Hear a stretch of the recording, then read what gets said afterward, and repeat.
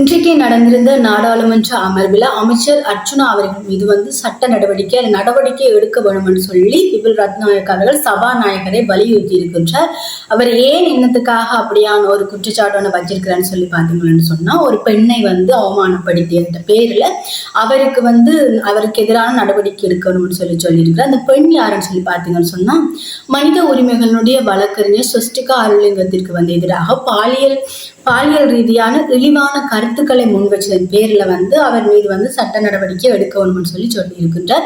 அதுலயும் பாத்தீங்கன்னா நிலையற் கட்டளை 91 மேற்கோள் காட்டி இதுல சபாநாயகரின் விருப்பத்திற்கு அமைய அதாவது அவமதிப்புகளை மேற்கொண்டால் அல்லது அவமானமான வார்த்தைகளை உபயோகித்தால அதுல இந்த சபாநாயகர் ஹன்சாட்ல இருந்து அதை நீக்க முடியும் என்று சொல்லி இருக்கின்றார். அது தொடர்பாக இந்த ஸ்வஸ்திகா அருள்லிங்கத்திற்கு எதிரான இந்த பாலியல் ரீதியான இழிவான கருத்து என்பது ஏற்றுக்கொள்ள முடியாதுன்னு சொல்லி அது தொடர்பாக நிச்சயமாக ஒரு சட்ட நடவடிக்கை எடுக்க வேண்டும் என்று சொல்லி சபாநாயகருக்கு அதாவது விபில் ரத்நாயக் வலியுறுத்தி இருக்கின்றார். இன்றைக்கு பாராளுமன்றத்தில் 17ஆம் தேதி பாராளுமன்றத்தில் அவர் அப்படி கதைச்சிருக்கின்றார். தொடர்ச்சியா பார்த்தோம் என்று சொன்னா, அதாவது எங்களுடைய அர்ச்சுனா அமைச்சர் அவர்கள் இன்றைக்கு யாழ்ப்பாணத்துல கட்டுப்பணம் செலுத்தி இருக்கின்ற உள்ளூராட்சி சபை தேர்தலுக்காக கட்டப்போயிருக்கிறார். அந்த நேரத்துல ஒரு நேர்காணல் ஒன்றை அதாவது ஊடகம் ஒன்றுக்கு அடுத்த நேர்காணல் ஒன்றுல அவர் நிறைய விடயங்களை கதைச்சிருக்கின்றார். அதுல முதலாவது அவர் கேள்வி ஒன்று கேட்கப்பட்டது, இப்ப நீங்க உள்ளூராட்சி சபை தேர்தலுக்கு முதலா போட்டியிடுறீங்க, அந்த வகையில உங்களுக்கு வேட்பாளருக்கு பற்றாக்குறை இருக்குதா ரெண்டு மாதிரி கேட்கல. அவர் சொல்றார், இல்ல எங்களுக்கு வேட்பாளருக்கு பற்றாக்குறை இல்லை, எங்களுக்கு உண்மையான பிரச்சனை காசுதான் பிரச்சனைன்னு சொல்லி இருக்கின்றார். நான் நேற்றுக்கு கூட முகப்புத்தகத்துல 5000 ரூபாய் எல்லாரையும் போட சொல்லி கேட்டிருந்தேன். நான் உண்மையா அதுதான் எங்களுக்கு பிரச்சனைன்னு சொல்லி இருக்கின்றார். ஏன்னு சொல்லி பாத்தீங்கன்னா, தாங்கள் நிறைய கூலி தொழில் செய்பவர்களையும் அதே நேரம் பார்த்தீங்கன்னு சொன்னா இந்த முன்னாள் போராளிகளையும் நான் இந்த வேட்பாளர்களாக எடுத்திருக்கோம். அதனால எங்களுக்கு இந்த காசு கொஞ்சம் பிரச்சனையா இருக்குன்னு சொல்லியிருக்கா. அதுல ஒரு முக்கியமான விஷயத்த சொல்லியிருக்கா. தனக்கு மன வருத்தமான விஷயம் என்ன சொல்லி பார்த்தீங்கன்னா, இன்னைக்கு தென்மராட்சியிலேருந்து ஒருவர் தனக்கு அழைப்படுத்தி இப்படி தன்னோட 2000 இருக்குது நான் போட்டு வரேன்னு சொல்லி கேட்டவராம்.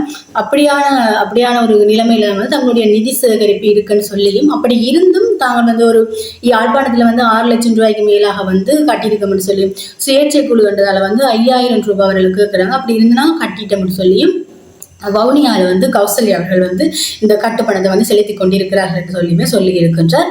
அதை விட ஒருவேளை தன்னை அதாவது அர்ச்சுனா எம்பி அவர்கள் தன்னை உங்களுக்கு பிடிக்காட்டிக்கு ஏதாவது ஒரு தமிழ் கட்சிக்கு, தமிழ் தேசியம் தொடர்பான கட்சிக்கு வாக்களியும்னு சொல்லி இருக்கின்றார். நான் அதாவது அதுல குறிப்பிட்ட ஒரு விஷயத்த சொல்லியிருக்கிறார். இந்த கயேந்திரகுமார் பொன்னம்பலம் அவர்கள் தன்னோட கதைக்கிறவர்னு சொல்லியும் ஒரு விஷயத்த சொல்லி இருக்கின்றார். தான் அவர்களோட இணைந்து செயற்படுறதுக்கு தயாரா இருக்கிறேன். ஒருவேளை தான் முன்னிலையில இருந்தாலோ அல்லது அந்த வேறு எதுவும் தமிழ் கட்சிகள், தமிழ் தேசியம் தொடர்பான கட்சிகள் முன்னிலையில இருந்தாலோ அவர்களோடு தான் இணைந்து செயற்படுறதுக்கு தயாரா இருக்குது. தமிழ் பரப்புல தான் ஒற்றுமையா இருக்கிறதுக்கு தான் தயாரா இருக்கிறேன் மாதிரியும் ஒரு விஷயம் சொல்லி இருக்கின்றார். அதை விட பாத்தீங்கன்னா, இதுக்கு முதல்ல ஒரு செய்தி ஒன்று சொல்லியிருப்பேன் தானே, இந்த விபில் ரத்நாயக் அவர்கள் அர்ச்சுனா எம்பி மீது ஒரு குற்றச்சாட்டு ஒன்று வச்சிருப்பாருன்னு சொல்லி அந்த கேள்வி தொடர்பாகவே கேட்கப்படுது. நீங்க இப்படி கதைச்சதை பற்றி உங்களை ஒரு குற்றச்சாட்டு வச்சிருக்கு, அதை பற்றி என்ன நினைக்கிறீங்கன்னு சொல்லி கேட்க, அதுக்கு அர்ச்சுனா அவர்கள் என்ன சொல்றாருன்னு பாத்தீங்கன்னா, அது தொடர்பாக தான் பாராளுமன்றத்தில் எந்த ஒரு விடயமே கதைக்கவில்லைன்னு சொல்லுறார். நான் முகப்புத்தகத்துல நான் பதிவு செஞ்சேன். பண்ணீங்கன்னா முகப்புத்தகத்துல நான் பதிவு செஞ்சதை ஹன்சாட்ல நீக்க முடியாது தானே, நான் அப்படி கதைக்கிறேன்னு சொல்லி தன்னோட அவாவோட தனிப்பட்ட ஒரு கோபமே இல்லை என்று சொல்லி அவர் குறிப்பிட்டிருக்கின்றார். மற்றது அந்த விபச்சாரி என்ற ஒரு வார்த்தையை பாராளுமன்றத்துல பயன்படுத்தின தொடர்பாக கேட்கல தான் உண்மையா அதற்கான ஆதாரம் இருக்குன்னு சொல்லி அதை வெளிப்படுத்த விரும்புகிறேன்னு சொல்லியும் இந்த இளைஞர் சமுதாயம் அழிந்து கொண்டிருக்கின்றது. அதுல ஒரு சமூக நல்ல ஒரு மேம்பாட்டோட தான் கதைச்சனான்னு சொல்லியுமே சொல்லி இருக்கின்றார்.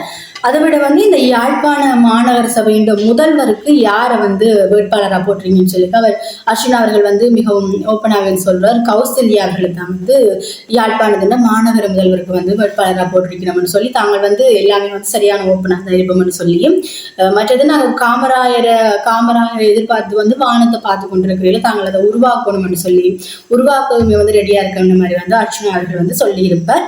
இதை விட ஒரு முக்கியமான விடயம் ஒன்று சொல்லியிருக்கிறாருன்னு சொல்லி பாத்தீங்கன்னா, இளஞ்செழியன் நீதிபதி இளஞ்செழியன் அவர்களையுமே தங்களுடைய கட்சியினுடைய தலைவராகத்தான் வந்து அவரை தான் போடுவோம் என்றுமே சொல்லியிருக்கிறார். அதாவது இந்த வடக்கு மாகாண சபை தொடர்பில் வந்து இளஞ்செழியன் அவர்கள் வந்து இந்த நீதித்துறையிலிருந்து விலகுவாராக இருந்தால் எங்களுடைய கட்சி வந்து அவருடன் இணைந்து செயற்படும் சொல்லியும் அவரும் தங்களுடன் தான் செயற்படுவார் என்று சொல்லியும் தங்களுடைய கட்சிக்கு வந்து அவர் தான் வந்து தலைவராக இருக்க முடியும் என்று சொல்லியுமே வந்து அர்ச்சுனா அவர்கள் இன்றைக்கு வந்து ஒரு விடயம் ஒன்றை தெரிவித்து இருக்கின்றார். தொடர்ச்சியா பாத்தீங்கன்னு சொன்னா இறுதியா ஒரு கேள்வி ஒன்று கேட்கப்படுதுன்னு சொல்லி பாத்தீங்கன்னா இந்த அர்ச்சுனா அவர்களுடைய இந்த பாராளுமன்ற உரிமை தொடர்பான ஒரு கேள்வி. அது வந்து சேலஞ்சில் சவாலுக்கு உட்படுத்தப்பட்டதா இருக்குது. அதை பற்றி நீங்க என்ன நினைக்கிறீங்க? அது தொடர்பில் ஒரு வழக்குமே வந்து மே மாதத்துல வந்து தாக்கல் செய்யப்பட்டிருக்கு. அதை பற்றி நீங்க என்ன நினைக்கிறீங்கன்னு சொல்லி கேட்க நான் வந்து ஏற்கனவே சொன்னதான், நான் நிறைய முகப்புத்தகங்களே சொல்லியிருக்கேன். நான் வந்து 8ஆம் மாதத்துல இருந்து தான் விலகுன்னு சொல்லியிருக்கின்றார். ஆனால் அதுக்கு முதலே வந்து தன்னை வந்து இந்த மே மாதம் 29ஆம் தேதியில இருந்து வந்து இந்த இடையில விலகுற மாதிரி வந்து பாராளுமன்றத்திலிருந்து கடிதம் ஒன்று அடித்திருக்காங்கன்னு சொல்லப்படுது. நீங்க நினைக்கலாம் நான் வந்து இந்த வழக்குக்காகத்தான் வந்து இந்த இதை விட்டு போறேன்னு சொல்லி நீங்க நினைக்கலாம். நான் ஆனா அந்த வழக்குக்கு வர முதலே வந்து நான் அறிவிச்சிருந்தேன். நான் வந்து ஒருவேளை வந்து இந்த இதுக்குள்ள வந்துட்டேன்னு சொன்னா 2.5 வருடம் நானும் 2.5 வருடம் ஹவுசரியாமன்னு சொல்லி நான் முதலே சொல்லியிருந்தேன்.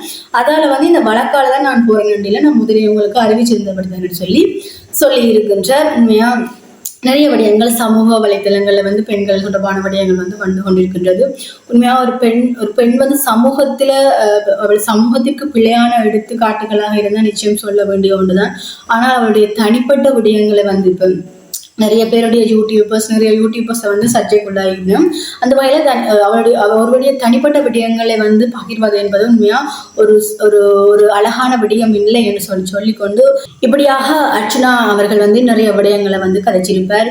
உண்மையில தமிழ் பரப்புல தாங்கள் ஒற்றுமையாக செயற்பட வந்து ரெடியாக இருக்கிறோம் என்று சொல்லி இருக்கின்றார். அந்த வகையில நான் அவதானித்த விடயம் ஒன்று சொல்லி பார்த்தீங்கன்னா இன்று பாராளுமன்றத்துல வந்து உரையின் போது நாடாளுமன்ற விவாதங்களின் போது நீங்கள் கவனித்து பாருங்கள். அர்ச்சுனா அமைச்சர் அவர்கள் வந்து எப்பொழுதுமே வந்து இந்த கஜேந்திரகுமார் பொன்னம்பலம் அவர்களுடைய இருக்கை அருகில தான் வந்து அமர்ந்திருப்பார். இப்ப அண்மை காலங்களாக வந்து நான் கடைசியா பார்த்த ஒரு 2 நாள் விவாதங்கள்ல வந்து அவருக்கு பக்கத்துல இருக்கின்றார். உண்மையில இவர்களுடைய கூட்டு சாத்தியமாகுமா அல்லது இவர்கள் வந்து ஏற்கனவே பேசி இருக்கிறார்கள்? அவர் சொல்லியிருக்கின்றார், ஒருவேளை தான் முன்னிலையில இருந்தா வந்து தமிழ் தேசியம் சம்பந்தமான எந்த கட்சியுடனும் வந்து சேர்ந்து இயங்குவதற்கு தயார்னு சொல்லியும் அப்படி இல்லைன்னு சொன்னா தன்னை பிடிக்காட்டி தமிழ் தேசியம் சம்பந்தமான வேற தமிழ் கட்சிகளுக்கு வாக்களிங்க ஒன்றுமே சொல்லி இருக்கிறார். பொறுத்திருந்து பார்ப்போம் இந்த அர்ச்சுனா அவர்கள் முன்னிலை குறிப்பாரா அல்லது அவர் வேறு இந்த கட்சிகளுடன் வந்து இணைந்து செயல்படுவார் என்பது வந்து பொறுத்திருந்து பார்ப்போம். நாளைய செய்திகளோடு நான் உங்களை சந்திக்கின்றேன். நான் உங்களுடைய சோனியா.